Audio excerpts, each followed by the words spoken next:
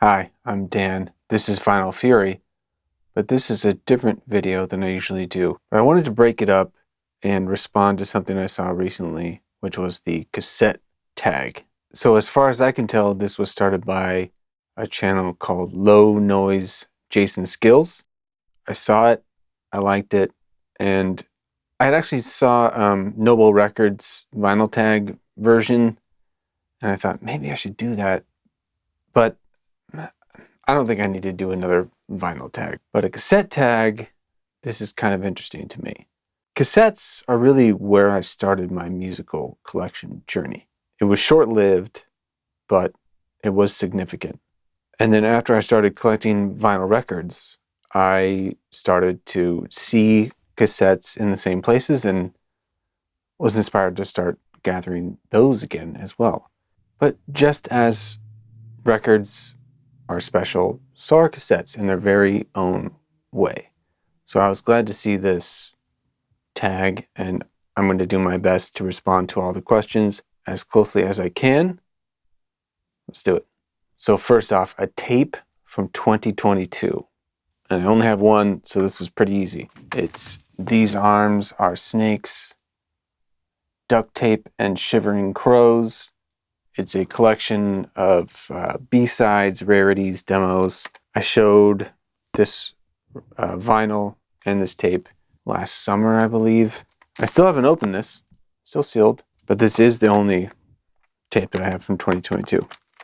Question number 2 is a punk or new wave tape.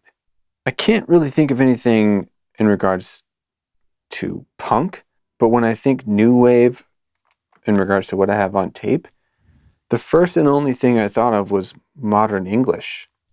I have After the Snow on tape here. This is from 1983. Of course, it has the song I Melt With You. That's new wave to me. I think they are categorized as new wave to some degree. Number 3, metal or hard rock tape. I have several hard rock tapes, but one that would be both I think hard rock and metal would be Tool. I do have Undertow on cassette. I've had that for a few years. Question number 4 is a tape that is still sealed. The tape that I showed before, These Arms Are Snakes, is still sealed, but that also relates to a couple of tapes that I have made, and I will show at the end. So stay tuned for that. Number 5, most experimental tape. While I was making notes for this, I marked it as NA. I couldn't think of what would be the most experimental tape I have. Okay, so number 6, a tape from the 80s. I have many, but the one that came to mind first was some of the most influential music in my very early life was the soundtrack to Rocky IV. And this is the tape that I have had since I was 5, 6 years old. It's got a Scotch tape on the spine because I probably tore off the actual spine of it at some point. I have played this tape so many times. I don't know how it sounds anymore. But what's interesting is I have another copy of it without a cover. And I'm pretty sure this belonged to my sister. And my sister and I had many wars in our young lives in the 80s. Some of them centered around the things that we owned. And I probably was upset with her for playing my tape. And at some point I took her tape, and I still have both. So that's pretty significant. Number 7, a hip hop or R&B tape. Well, I have several of both, but what I thought of first was Arrested Development. 3 years, 5 months, and 2 days in the life of. Great record. Tennessee, of course, big hit from this one. Number 8, a tape you have on CD or vinyl as well. So, all 3. You have to trust me on the CD. I didn't go and grab it, but this is the tape. Betty by Helmet, 1994. And I was fortunate enough to come across a vinyl copy of this, the original 10-inch, double 10-inch. And as I recall, I think it was about $18. And it's on Discogs, it's worth a lot more. So I don't know how long I will have this, even though this is one of my favorite 90s rock albums. It's on the chopping block, as it were, when it comes to vinyl. Only because I also have it on CD and cassette. Your most expensive or valuable tape? Most expensive for me isn't very expensive. I would venture to guess this copy of Aftertaste by Helmet, which looks to be a promo copy from Easy Tape to Tape. Pretty cool. I think I found this on eBay for like $15. I don't think there's a tape that I've spent more for. But as far as what is most valuable now, I've seen Around the Fur by Deftones go for something like $70, $75, which is kind of nuts. It is a great album though. Number 10, a techno/electronic or synth tape. I think this checks all those boxes. Washed Out, Purple Noon. And I got this during my phase of, it doesn't have to be on vinyl. I can buy the tape or the CD, especially if I buy it on Bandcamp, like I did that. I'll get a digital download. I can download the highest resolution download they offer, which I think in this case was 48K 24-bit, and then have the physical thing. And I was doing so good with that mentality for the last few years. And then here I am. The last month I've purchased 50, 60 vinyl records, new and used. So, like I said, I have more videos coming pretty soon. Okay, number 11, a tape you bought at a show. I wish I had something for that, but I don't. A tape with a colored shell. Well, the first thing I think of is something, again, I want to show at the end because it's something that I made. I'll find something else. Here we go. Weed Garden by Iron and Wine.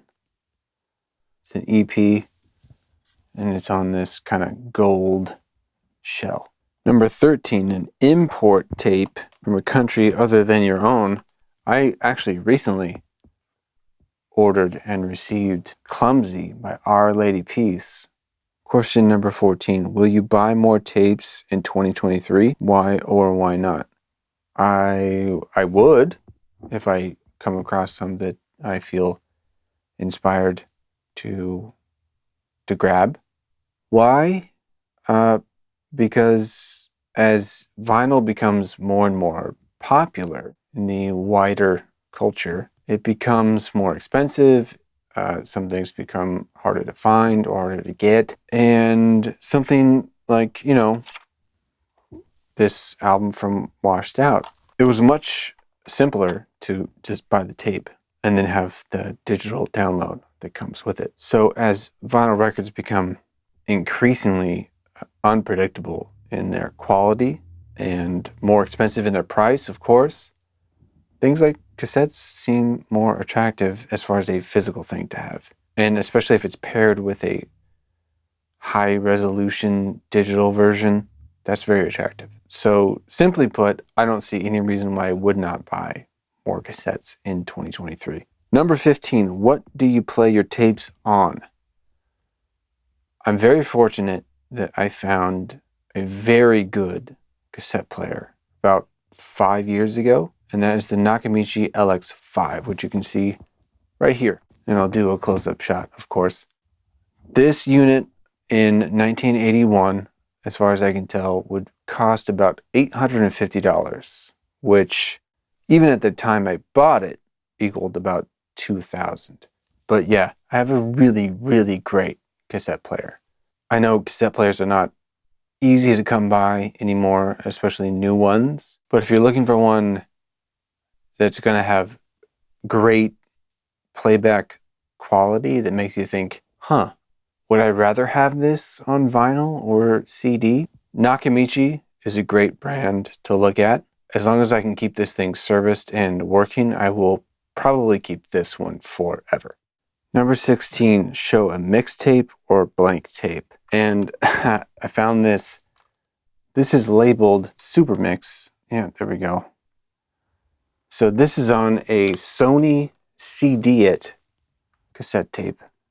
And I remember having a few of these, and this was kind of the way to copy a CD to tape, or at least marketed as that. I have no idea what's on this. No idea. I probably haven't played this for 25 years, but I sure am curious. Number 17, show an album you would like to have on tape or a tape you would want to have on vinyl. A tape that I would like to have on vinyl, I think that's pretty easy. This is Elemental from Tears for Fears. This album is fantastic. When I think of Tears for Fears, I think Songs from the Big Chair, and then I think of this in terms of why I love Tears for Fears. This album is phenomenal. Great songs. It's produced very well. I'd love to have it on vinyl. It's hard to get for a reasonable price. I've even looked at it recently. Pressings are spread across the globe. It hasn't been reissued. I don't think it's ever been reissued since 1993, I think, when it was released. If we can get a reissue of that, that would be great. Otherwise, I'm just going to keep an eye on one of those original pressings, probably from South Korea or Greece or something like that. Hey, if you're watching this and you have one or a line on one, let me know. I really would like to have that on vinyl. Number 18, show an 8-track or VHS tape. I've never had an 8-track to my recollection, but I have had and still have several VHS, and one that relates quite a bit to music is The Secret of My Success, starring Michael J. Fox from 1987. It's still in the shrink. I have opened it. The movie is extremely nostalgic for me, and the music especially. David Foster has several original songs on this, as well as Night Ranger, which is, man, just peak 1980s power pop. It's fantastic. I'll leave a link to the music video for that song. Number 19, show your second, third, or 23rd tape in your collection. I copied the questions from the original video that I saw. I mean, shouldn't I show each of them? I do have this organized in alphabetical order. So the second and third are Alice in Chains. I had Jar of Flies and Sap on cassette, which is cool because these are not easy or, pretty hard to find on vinyl. And especially Sap, to my recollection, man, this sounds actually really good on cassette. Now, 23rd, I'll have to count. Okay, so this is fairly appropriate that number 23 is Brighter Later by Nick Drake. And this is from the Antilles release in the 70s. And I absolutely adore Nick Drake and this album. Number 20, a double cassette or tape from a box set. So the only tape box set that I have is Miles Davis, The Columbia Years. Has a booklet inside. I think I got this for I want to say $15, maybe $20. And it has 4 tapes. It's separated into Blues Standards, Originals Moods, Standards Originals, and Electric. And Electric is still sealed. I haven't played that in a while, but there you go. All right, so number 21, the bonus question was show a cassingle, which I don't have. I used to have so many of those, especially in the mid to late 90s. I had several of them, and I just don't anymore. But to wrap it up, I just wanted to show the couple of cassettes that I've actually made of music that I've been involved in making. So first of all, Bandages. The album's called Final Confessions. It's available on Bandcamp. It's very cheap. I think it's like $3. And inside is this large fold out of this recreation or reimagining of The Last Supper. This album, I can't even begin to describe what it sounds like. what kind of music it is, but I hope you'll check it out. I'll leave a link. And the other is Umbrella Man, a band that I've been in for the last few years. It's like alternative rock, indie rock. And it's on a yellow cassette. It's 4 tracks there. I'm running out of space on the video, but I'll leave the links to check those out. I'd be happy to send you those tapes. I appreciate the opportunity to do this cassette tag, and I'll be making more videos soon. So thanks for watching. Enjoy your music.